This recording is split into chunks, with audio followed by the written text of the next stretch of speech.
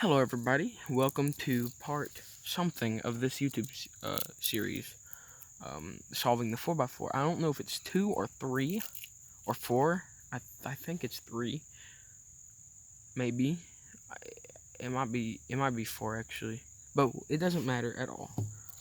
What does matter is that we are on the 3x3 stage, and now you just solve this like a 3x3 Rubik's cube, except for parity, which is the dumbest thing in history. Okay, so count count these two pieces as an edge. So two of these counts as one edge. So we'll make it a cross like we normally would. I'm having to look through a lens or through my phone right now. Can't really see anything. Okay, so now we have a cross. We'll do our um,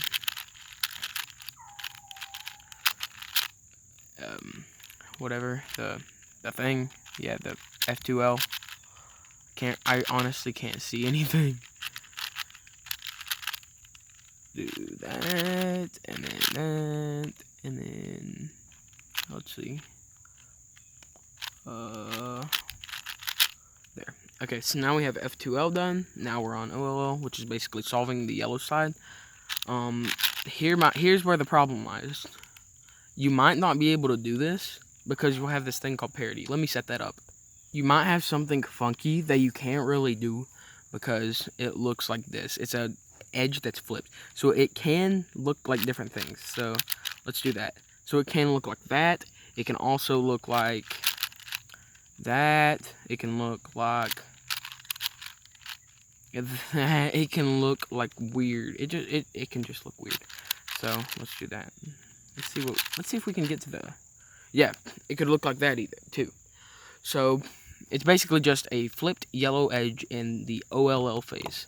So it's orienting the last layer. You're trying to get all the yellow pieces facing up. As you should know, because I did say at the beginning of the series, you need to learn how to solve a 3x3 first. So what we'll do to solve this parity is learn some notation. Alright, so the right side, see that? This is linked to moving the top side twice, okay? So every time we move this, we'll move the top side twice. We might move this twice, but you always still only move the top side two times. Okay. So the left side, every time we move the left side in any direction, move the front side twice. So, boom, we move the left one time, then we have to move the front side twice. So, anyway, we'll get started. We have to put this in the front. This algorithm, I hate this so much, seriously.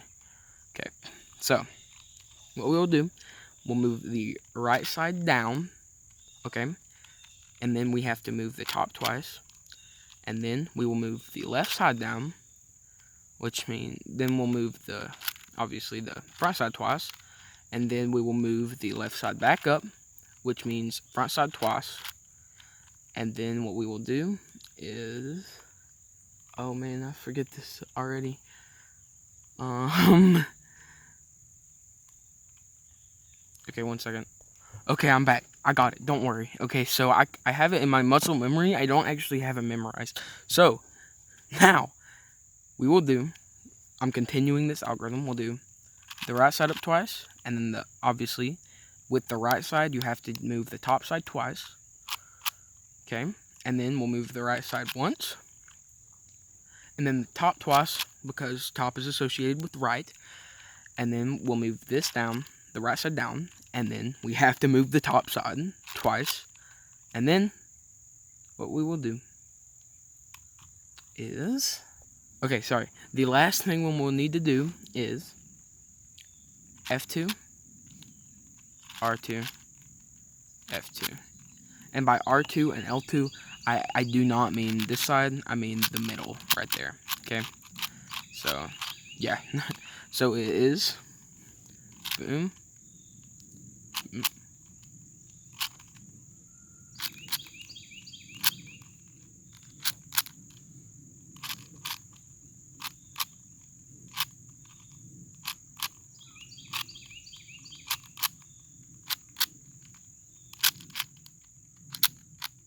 Perfect. Right there.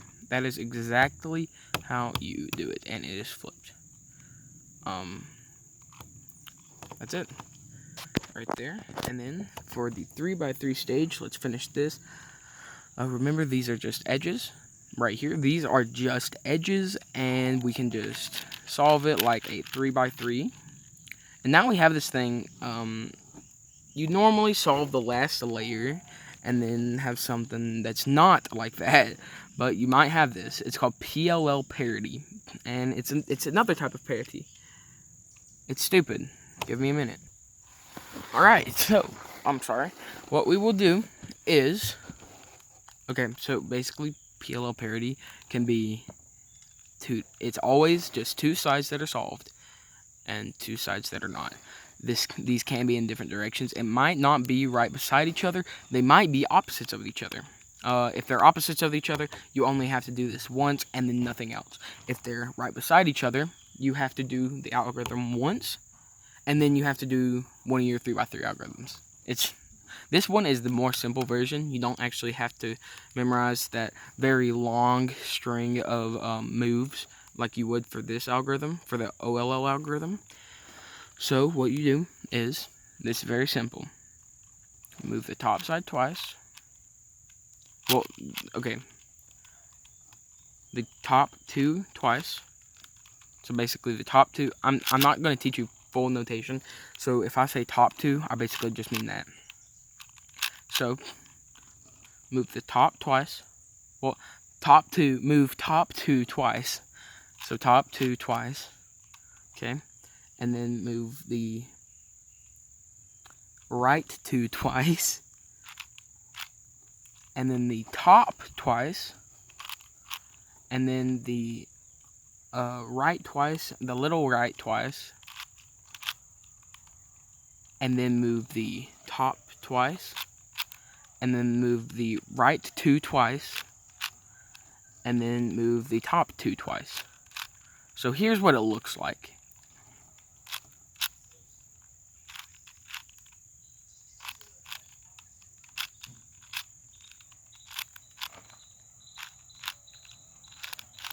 That is the string of moves you need to memorize. And now I have to do it again because I just reversed it.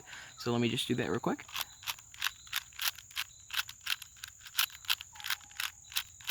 Okay, so after that algorithm, you might have a solved cube or you might have something that looks like this. It's just a 3x3 algorithm, and it's very simple. You just put these in the back and then do your algorithm, whatever it is. So mine is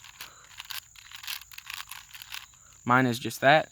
Yours might be something, you might have to move yours, instead of moving it right, you might have to move it left, which is just 1 second. Let me do that, and then for you, it might just be left, and then you'll just do your normal 3x3. And yeah, that's how you solve the 4x4, and it should be solved now. If it's not solved, just write something in the comments and tell me. But it should be, because I've been following along with these steps too. Goodbye.